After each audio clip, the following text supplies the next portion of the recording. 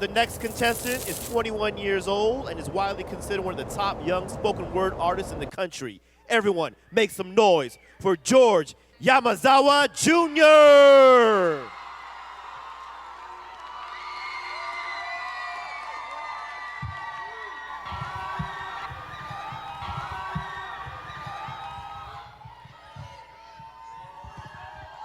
All right, y'all, when I say spoken, y'all say words spoken.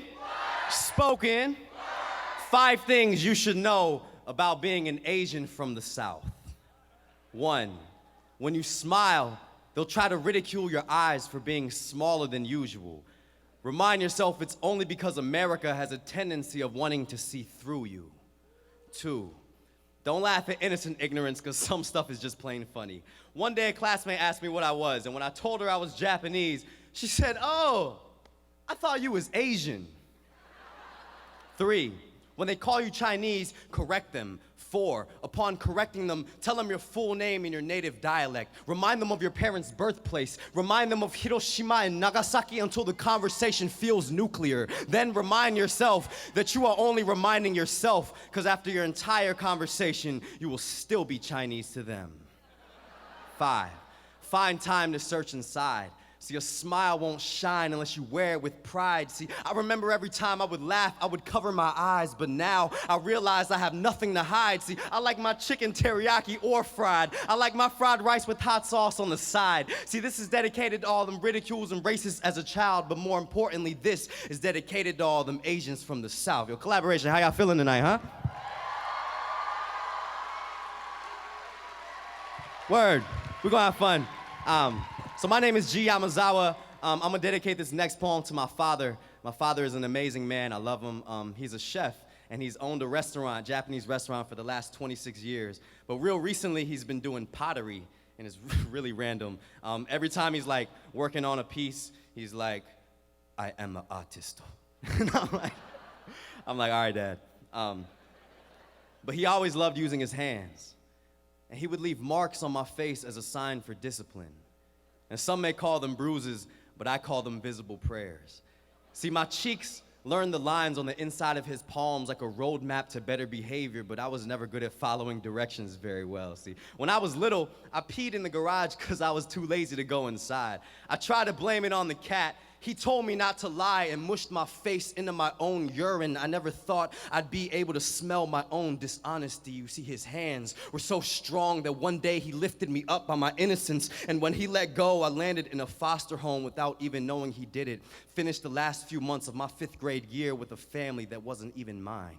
See, sometimes my emotions would explode like a gunshot, and I'd watch tears race each other down in my jawline because it felt like my heart and his English were the only thing we had in common, both broken like a record spinning the soundtrack to my family's harmony. But when I returned home that summer and things finally started to get back to normal, I was told that he was diagnosed with cancer, and I realized that things are just getting started. See, while he was in the hospital, his hair began to wear thin, like the line between discipline and abuse. My mother used to caress him like an instrument, plucking his hair strands like harp strings that were tired of playing love songs. The radiation showed in his gums. They began to bleed courageously like the stab wounds in Caesar's back. See, while he was in the army, he used to be a long-range rifle shooter, and at one point, he was the best in Japan. He would practice with patience and precision back when his hands were controllable. He would always tell me before every single match, he would chant and recite in his head, "Katsu, katsu, zettai ni katsu, I will win. I will win no matter what, I will win." See, when I was sitting next to him on his hospital bed, I could have swore I saw the reflections of shooting targets in his eyes. His main aim was to live long enough to see his children succeed, but for some reason, while he was in the hospital, resentment was growing in my blood like a bad case of leukemia. See, his illness wasn't even a good enough reason for me to forgive him at the time, but now I get it, Dad. I finally understand. You were just surviving long enough to offer me an apology that I could properly accept, to construct the altar that I now pray to with the same hands that were used to bruise my faith. You still had to teach me what it means to never give up no matter what, whether it's finishing a poem or surviving cancer. Dad, I promise, boku katsu, zettai ni katsu, I will win. No matter what, I will win. How dare I resent the man that taught me how to pray when I know people who never had a father in the first place. So thank you for your broken English English that reminds me I'm Japanese, for the spots on your arms from overcoming cancer that remind me I'm still breathing, and for all of those little things, because nowadays, he gives me haircuts. And he claims that they're perfect every single time, but every now and then he'll leave a patch on the backside of my head, about the same size as the bruises he used to leave on my face. But I just smile and take it as a reminder of how uncontrollable his hands used to be.